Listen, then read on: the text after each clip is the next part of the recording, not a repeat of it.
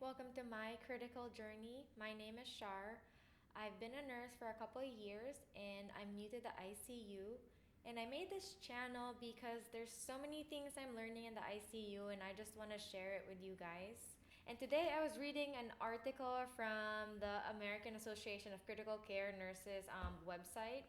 It was published for the winter edition and it was in 2020, so it's pretty recent. The title is Post Cardiac Arrest Syndrome, or PCAS, and it has a lot of information in it. And when I was reading it, I was thinking about the patient I had when I was on orientation. He was a post cardiac arrest patient. And just thinking about it like made me understand more the things we were doing to my patient because I read this. And I just kind of wanted to share what I've learned. I highlighted some of the things in this article, which I'm just going to read to you guys and like just share some information about my patient while I'm doing so. I still have my report sheet from the day I took care of that patient, and I took care of him a week after he was admitted to the hospital. So things have already happened. Just to give you a quick report, he was a 48-year-old male. So he had a cardiac arrest, had an anoxic brain injury. He had a PEA cardiac arrest. The police officers found him in a car. He has an unknown downtime. They don't know how long he's been in cardiac arrest. They did CPR for 2 rounds and they got ROSC. They said in report that he was having, when he was recently admitted to the ICU, he was having like seizure-like activities and like a lot of twitching and posturing. And at one point, he had a paralytic or a VEC infusion. They also found alcohol, cocaine, and fentanyl in his system.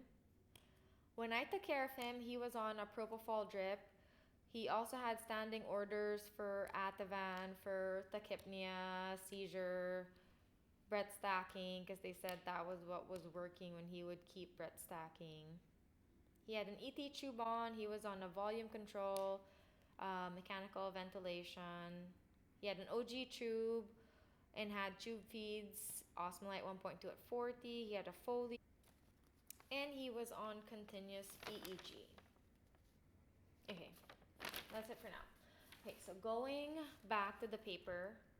So post-cardiac arrest syndrome, it is a clinical state that involves global brain injury, myocardial dysfunction, macrocirculatory dysfunction, increased vulnerability to infection, and persistent precipitating pathophysiology. They said that the severity of outcomes varies depending on what the precipitating factor was, the patient's health before the cardiac arrest, duration of time before ROSC, and underlying comorbidities. This article discusses the pathophysiology of PCAS, or the post-cardiac arrest syndrome, as well as treatments and novel treatments for it. So they start their article with the pathophysiology, first with the neurological effects. And I just wanted to share other factors that worsen brain injury include seizures, fever, and hyperglycemia. Clinical manifestations of neural dysfunction include seizures, coma, myoclonus, neurocognitive dysfunction, and brain death. So my patient was on intermittent infusions of Keppra, Valproate, and he also had round-the-clock Tylenol. They don't want him to have any more seizures. They don't want him to have any more fever because it increases the oxygen demands of the brain and worsens the brain injury. And then for acute lung injury, they're saying that mostly is caused by many different factors such as the trauma from the chest compressions, aspiration, and also the mechanical ventilation can put some stress on your lungs that can attribute to acute lung injury or the development of ARDS. As for the liver, they mentioned something about hypoxic hepatitis or shock liver. They also mentioned that acute liver failure is defined as an elevated international normalized ratio of at least 1.5, an elevated total bilirubin level in the absence of liver disease, and new onset encephalopathy. Whenever I would have a patient in the ICU that was a liver patient, my coach would always really ask or find out like what the coag numbers are and like the numbers for like the liver enzymes. And for me, I was just like, okay, it's a liver patient, like they bleed more. But I guess like she was trying to find out how bad the liver damage was and how much you need to really monitor the patient's like status, especially in terms of like the bleeding.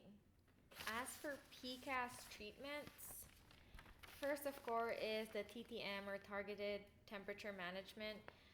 The induction of moderate TTM is from 33 to 36 degrees Celsius, which has been recommended by the American Heart Association. Targeted temperature management to mitigate PCAS should start immediately or within 6 hours of ROS. Management of shock after cardiac arrest should be paramount as a first step to correct post-cardiac arrest derangement. If the precipitating event leading to the cardiac arrest is not resolved, such as acid-base disturbances, infection, electrolyte abnormalities, hyperglycemia, hypovolemia, acute myocardial infarction, or PE, continued derangement occur. So these are your H and T's. For electrolyte management, they stressed out the importance of the sodium levels to be between 140 to 145, and that they don't want for the patient to have hypo or hyperglycemia. They both will worsen neurological injury. So they want it to be between 140s and 180. As for coronary angiogram, they want it to be performed within 24 hours of admission because it shows benefit of good neurologic recovery and survival to discharge. When PCI is warranted, patients should receive aspirin and heparin infusion before, catheterization and antiplatelet therapy after. For hemodynamic support, they want to trend the labs of the patient, put an art line in for invasive blood pressure monitoring, EKG, monitoring of the MAP, blood pressure support, which is fluids, blood, or vasopressors. And there's something interesting. They recommend the administration of steroids in vasopressor-resistant shock. And they said that it was an important consideration in PCAS is an ischemic injury to the adrenal glands that may cause relative adrenal insufficiency requiring steroid replacement. They also said epinephrine can produce lactic acidosis and cardiac arrhythmias. As for respiratory support, they want the PaO2 to be somewhere between 600 to 200. What they were very strict about is hypocapnia. They strongly avoid it because it causes the worst outcomes after cardiac arrest. So they want it to be 35 to 45. They said that common problems seen after PCAS are ARDS and aspiration pneumonia. As for neurologic support, a primary purpose of TTM is prevention of ongoing neurologic injury. Other ways to do this is to avoid, like what I mentioned a while ago, avoid hypoglycemia, hyperglycemia, seizures, and fever. And they said if shivering occurs, medications such as meperidine, propofol, Precedex, and opioids should be used before initiation of paralytics. Like I mentioned before, my patient at one point in his hospital course was put on a paralytic, vecuronium, and he probably was really not responding to the things I mentioned, that they had to put him on paralytics. And of course, your temperature probe should be something that measures the core temperature of the body. And you actually want to use this too when you have like very sick patients. As for pain and sedation, of course, you want to control their pain and keep them sedated. Clinicians must recognize that some medications such as propofol, fentanyl, and morphine can have delayed metabolism during TTM. For EEG monitoring, clinicians must recognize seizure activity. They did mention it's very difficult to assess seizures in PCAS. It's very complex, but my patient did have continuous EEGs. Did say his results were severe diffuse disturbances, and it was a poor prognosis. As for seizures, they recommend managing it with benzos followed by anti-seizure medications. So my patient, as I told you guys a while ago, was getting Keppra IV infusion and Valproate IV infusion. Myoclonus is the most difficult type of seizure to treat and may signify a poor prognosis. So the doctors kept mentioning myoclonus, like he's having myoclonus, the prognosis was very poor. And I guess like myoclonus are movements that are described as sudden, brief, involuntary jerking movements caused by muscle contraction or inhibition. They're like jerky movements. And I was researching an example of myoclonus are actually like hiccups. And it's saying here that there's early evidence of myoclonus was thought to represent a dismal chance of any meaningful recovery. However, recent studies have shown that this is not always true. I actually took care of this patient again a month after, and I'll let you guys know whether he recovered from it or not. Other interventions during or after resuscitation, an OG tube or an NG tube to empty the stomach of air or fluids to reduce the risk of aspiration of gastric contents. Also for nutritional support when they are ready. Stress ulcer and deep vein prophylaxis is recommended.